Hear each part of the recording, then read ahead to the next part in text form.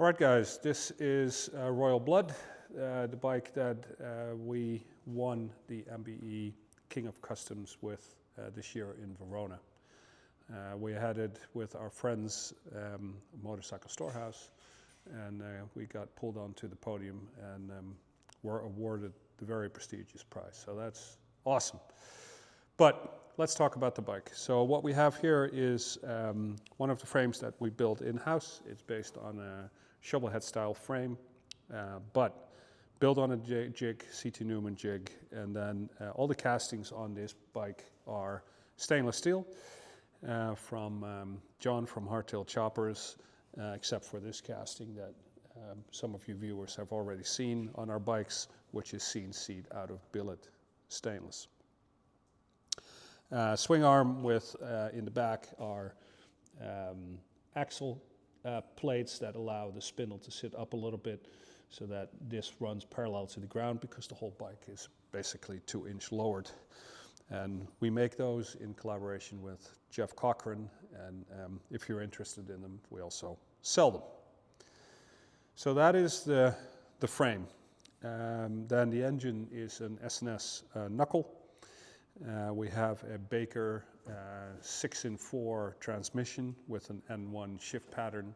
So the nice thing is you shift all the way down to get to neutral, which is great on a bike like this. And then on this side of the bike we have a TechCycle Performance chain drive. So basically all the best parts you can get drivetrain wise in the bike.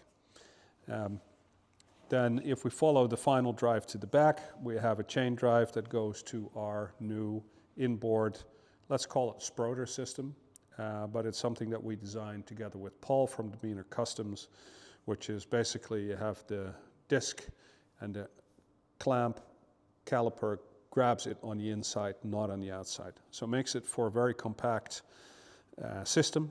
We run that in the rear as well as in the front. It's used on airplanes, and so we figured it will stop a motorcycle if it stops a plane. All designed in-house together with Paul, and these will also become available at some point when we're done fully test riding these. Front end, 39mm front end. We make our own lowers because we are unhappy with what we can get in the aftermarket, so they're machined out of billet aluminum. And then we have the gold stanchions, the side mounts, side mount headlight. Headlight is also made in-house.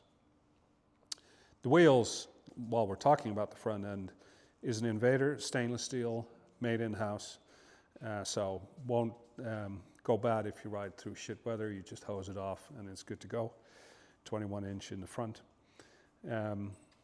Stainless steel handlebars bent in-house with our risers, and then our leather grips that we've made together with Paul from Demeanor Customs again to complete the front end. All the hydraulics run through the handlebars to keep that super clean look.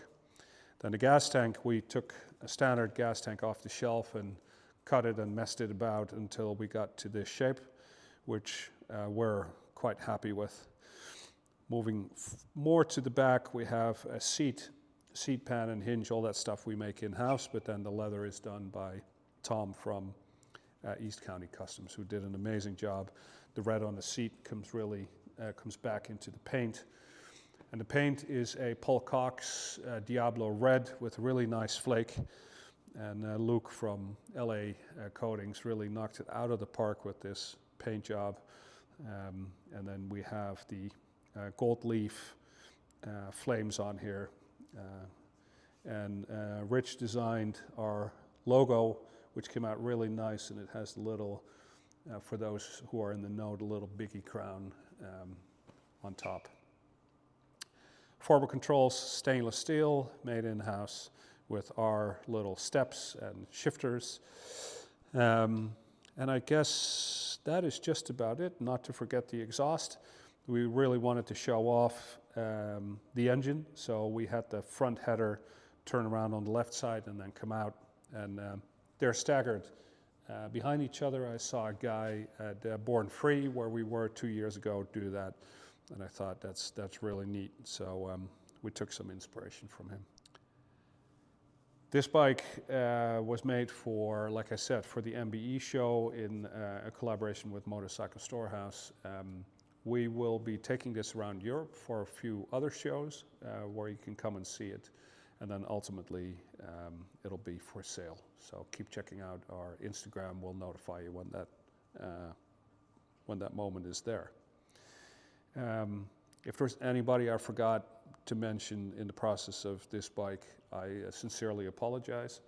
But yeah, we've got a tight network of craftsmen in our close circle that help us to make the bikes look as good as they do. And for anyone new to our channel, the full build of this bike has its own series on YouTube, where you can basically see the build of this bike, but also Flacco, the other bike we took to the MBE, where you get to see how we start off with basically a frame on the table and then end up with, in this case, a prize-winning bike after 9 days of assembly.